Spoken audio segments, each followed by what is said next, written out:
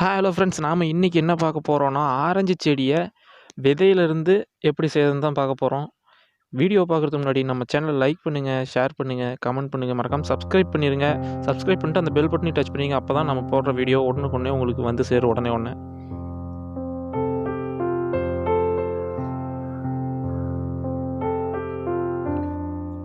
Okay friends, இப்போ நம்ம வந்து பார்த்தீங்கன்னா ஆரஞ்சு செடி தான் வைக்க போகிறோம்.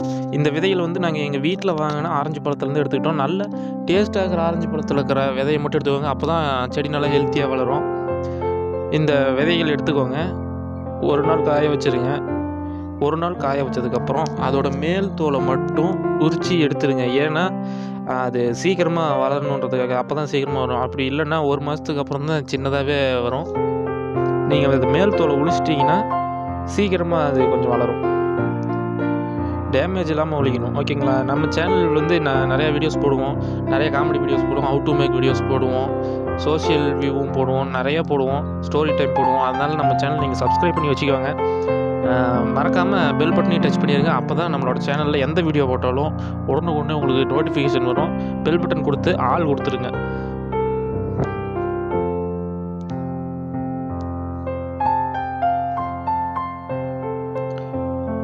இந்த மாதிரி தான் ஒழிச்சு வச்சுக்கணும், டேமேஜ் இல்லாமல் ஒழிக்கணும்.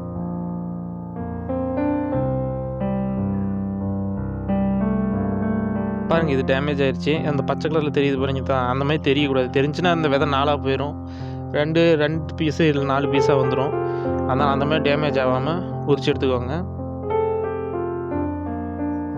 நான் அடுத்தது எடுத்து ஒழிக்கிறேன். நம்ம மொத்தம் ஒரு 6-7 விதை எடுத்துருக்குறோம் ஒரு பழத்துலேருந்து. அந்த ஒரு பழத்துலேருந்து எடுத்த 6-7 விதையில் என்னால் மொத்தமாகவே 2 விதை தான் உரிக்க முடிஞ்சு. ஏன்னா எனது ஓவராக காஞ்சிருச்சு. இந்த விதைகள் ஓவராக காய வச்சதுனால உரிக்க முடியல. நீங்கள் ஒரு நாள் காய வச்சுட்டு ஒரு 5 நிமிஷம் தண்ணியில் போட்டு எடுத்துகிட்டு குளிச்சிங்கன்னா ஈஸியாக உரிக்க முடியும். ஓகே, இப்போ வந்து 2 யூஸ் அண்ட் த்ரோ பேப்பர் கப்பில் நான் மண் எடுத்துருக்கிறேன். பாதி மண் கரெக்டாக அளவு, பாதிக்கு பாதி மண்ணும் கம்போஸ்டும் போட்டிருக்கிறேன்.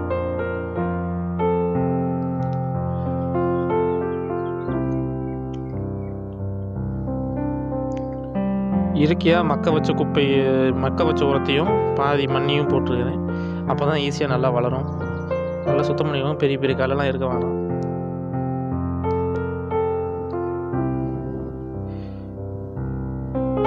இந்த ஷார்ப் ஆகிற பக்கம் மேல் பக்கமாக இருக்கிற மாதிரி கரெக்டாக மண்ணில் ஒரு விரல், அதாவது விரலை வச்சு லைட்டாக அமுத்துங்க. கொஞ்சமாக உள்ளே போனால் போதும்.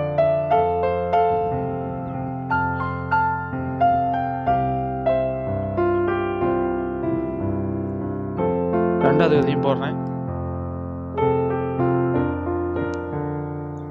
ரெண்டாவது விதையும் போட்டாச்சு. ரொம்ப டைட்டாலாம் நீங்கள் ப்ரெஸ் பண்ண வேணாம், லைட்டாக விடுங்க. ஓகே, இப்போ வந்து பார்த்தீங்கன்னா தண்ணி ரெண்டுத்துலேயும் கொஞ்சம் கொஞ்சம் விடுங்க.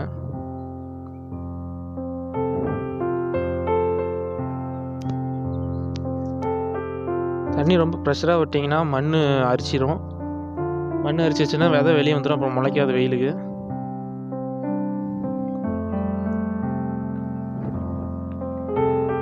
ஓகே ஃப்ரெண்ட்ஸ், இப்போ நமக்கு விதை போட்டு 1 வாரம் ஆயிடுச்சு. 1 வாரத்தில் பாருங்கள் இவ்வளோ வளர்ந்துருக்கு. நாம் அந்த மேல் தோலை உளிக்கலைன்னா இதுவே 2 வாரம் 3 வாரம் ஆயிருக்கும். இது பாருங்கள் இன்னொரு செடி. இது மேலே இதுலேயும் சின்ன இலை இருந்துச்சு. அது சில விலங்குகள் வந்து சேதப்படுத்திடுச்சு. பாருங்கள் 30 நாளில் இந்த சைஸுக்கு வந்துடுது. பாருங்கள், ஆரஞ்சு செடி நம்ம வீட்டில் நாமளே வளர்க்கலாம். ஓகே ஃப்ரெண்ட்ஸ், நான் 35வது நாள்லாம் இதை மண்ணில் நட்டுட்டேன், டம்ளர் எடுத்துகிட்டு.